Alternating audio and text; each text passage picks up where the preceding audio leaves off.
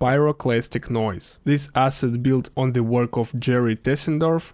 You can download PDF and read everything. It was very helpful to dive in. Thank you, Jerry.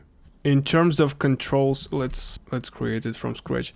I scaled this sphere up because default settings are more suitable for bigger stuff.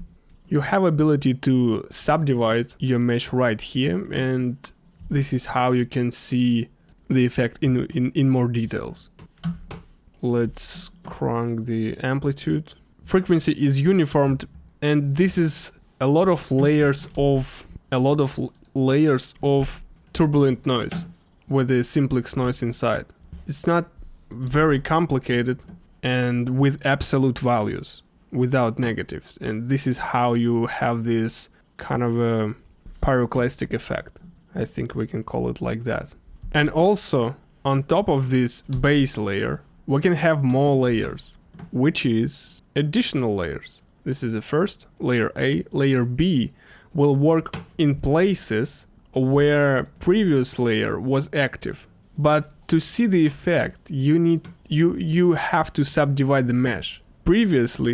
Initially, I have this asset with specific subdivisions for every layer, and this is very helpful in terms of not having too dense mesh, because you need more mesh in places where the most effect is present, But you can see after that you no longer have this watertight mesh, but you need watertight mesh because this is how you can create volumetric out of that. Even though it looks kind of cool when you can subdivide for each layer individually, and this is sad that we are not able to use that because you have a lot of complexity and not really too much of a geometry. Here's less than 1 million polygons of geometry, but it is a problem because every next layer based on top of the previous one and previous one. Let me just show you this.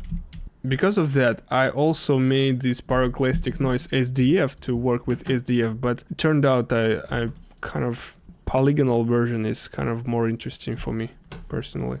When we make these layers, you can see at some point you don't see an effect at all because there is not enough geometry, and you have to increase level of subdivision. But the problem is, at some point, it will still not be enough here, geometry.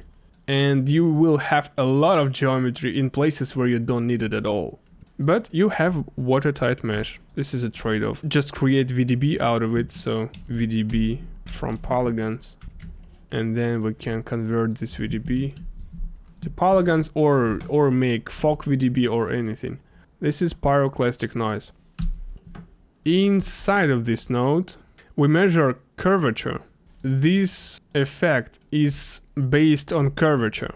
In places where you don't have a lot curvature, it will not work.